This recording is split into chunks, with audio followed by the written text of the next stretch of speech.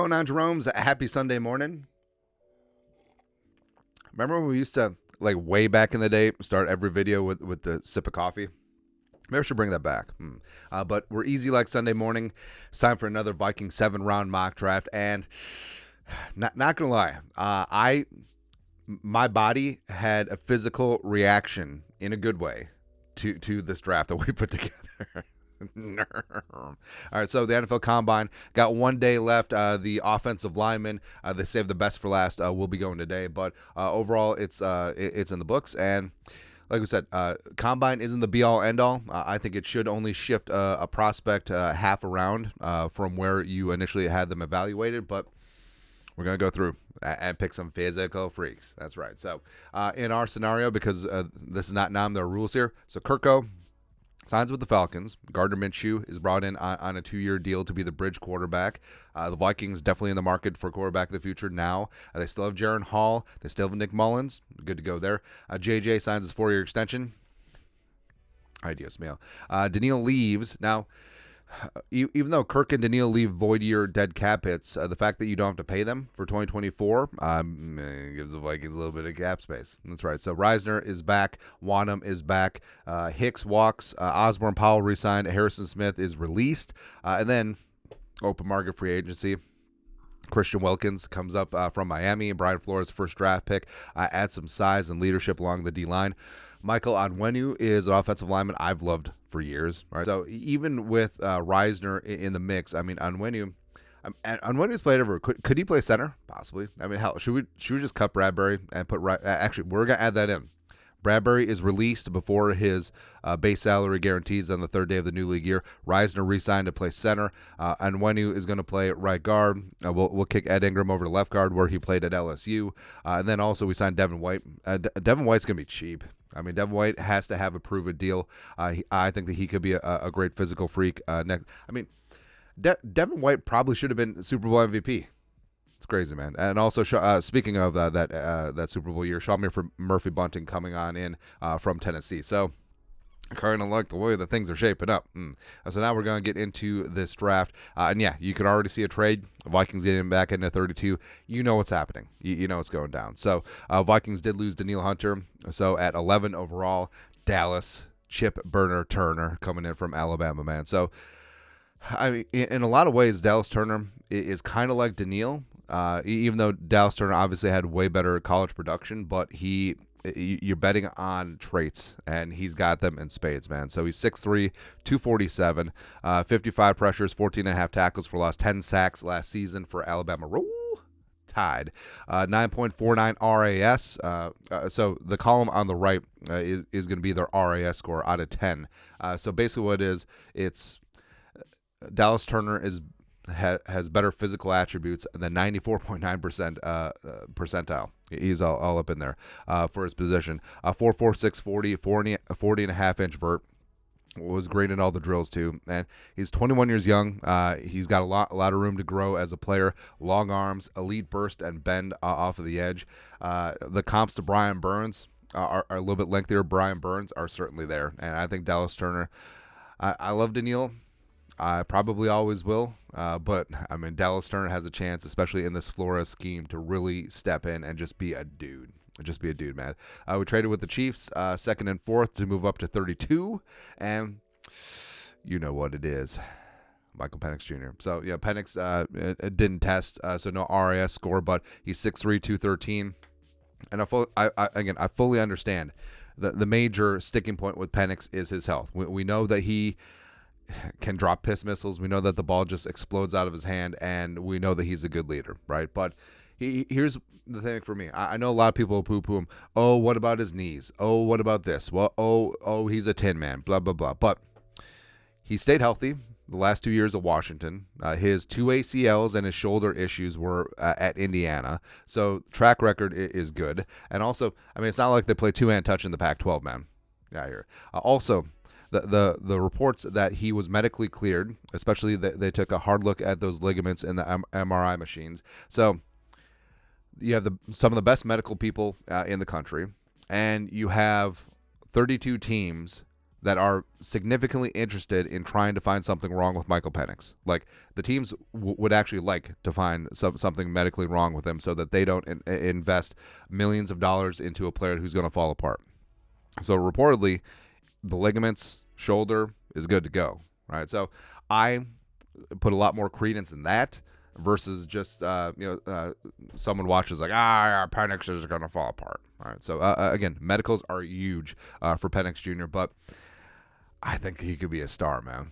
I think he could be a stud. And again, it's a big if he stays healthy, but he just has so many positive attributes. And also, I think his athleticism is underrated. He is not a statue in that pocket, man. But 49.06 passing last year, 65.5% completion percentage, 36 touchdowns, 11 picks, 106.7 quarterback rating. And yes, the Michigan game. But also, hey, how'd Roma do against Michigan? How'd that Washington defense do against Michigan? Every single person for Washington kind of sucked against Michigan, is what it is. But also look at the Texas tape. There you go. Into the fourth round. 109 overall. We got ourselves a nose tackle. Now, Kentley Platt does fantastic work. It's really cool to see him get in the media. Love that mustache. But he does fantastic work with RAS, but there needs to be a separate nose tackle category because they got the nose tackle RAS numbers like T'Vondre Sweat, McKinley Jackson up against these yoked up 280-pound like three techs. But McKinley Jackson, he is a true blue nose tackle, 6'2", 331, 27 tackles, 5.5 tackles for loss, 3 sacks, a forced fumble last year, 76.9 PFF run defense grade, a great blend of size, strength, great first step, and I think that he's going to come in and not only will he help stop the run as a 0 or 1 tech, but I think he'll bring a little something as a pass rusher as well. So again, McKinley Jackson as well as Christian Wilkins along the defensive line. We're getting back to having the meats, baby. That's right. And then into the fifth round. So running back Isaac Guerendo. So yes, he is one of those guys that his combine is definitely going to help his draft stock. But Guerendo is seen as a day 3 pick. It's not going to vault him into day 2. It's actually a pretty decent running back class. But 9.99 RAS. He had a 4.33 40. Was explosive in the jumps as well. Now originally he was a stupid Badger. Back in the day. But he was stuck behind Braylon Allen, so he went to Louisville for his final season. 810 yards rushing, 11 touchdowns, 6.1 yards per carry, which is good. It's pretty good. Also, 4.11 yards per carry after contact. He's a bowling ball. He's an elite combination of size and speed, and can run man, can run gap, and I think that he and Ty Chandler will smash and dash operation put together. That'd be really, really fun, man. Also behind that new offensive line with Onwenu all up in there. Into the fifth round. So I couldn't help myself. So the Vikings could have a need at receiving tight end with Hockenson potentially on the pup, as well as maybe they'll bring him back slow in the first half of the season. And Theo Johnson.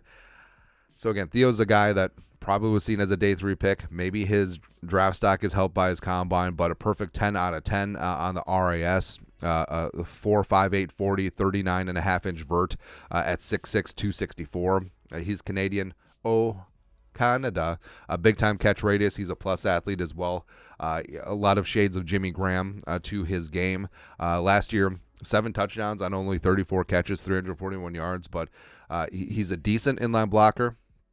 He's not one of those receiving tight ends, Mike Gesicki, who came out of Penn State and just can't block. No, Theo Johnson can block. They just didn't really ask him to. But he's a lot of fun, man. Big-time movement skills, great after the catch, can run a full route tree. And I think that he has a chance to be a really special player, especially as I don't know if he's going to be a tight end 1, but the specific niche of being a tight end 2, 3, and a receiving tight end, I mean, he could make a lot of hay. Like, he could put up a lot of big-time numbers and really help make this offense just that much more explosive. That's right. So 2 offensive linemen back-to-back. Sticking in the Big Tens. But again, offensive lineman test today. But Trevor Keegan coming out of Michigan. Now, Keegan's not going to have a huge RAS score. He's probably not going to be destroying it in the sprints or the jumps or the agility drills, but whatever. But Trevor Keegan, 6'5", 308, 80.7 PFF pass blocking grade last year, 11 pressures, 0 goose egg D'Angelo Russell sacks on J.J. McCarthy. Now, he was a 3-year starter at left guard for Michigan. Great size, great thickness, explosive first step, really good at communication and combo blocks. He's not the quickest guy in the world, but the Vikings would be going towards more of a gap scheme with Onwenu all up in there. So I kind of Onwenu, another Michigan man. Let's just go all Michigan along the offensive line. And Hunter Newsred, coming out of Penn State. So he's 6'3", 319. There's a lot of shades of Juice Scruggs to his game. Scruggs, who went to the Texans, is a guy I liked in the draft a lot last year.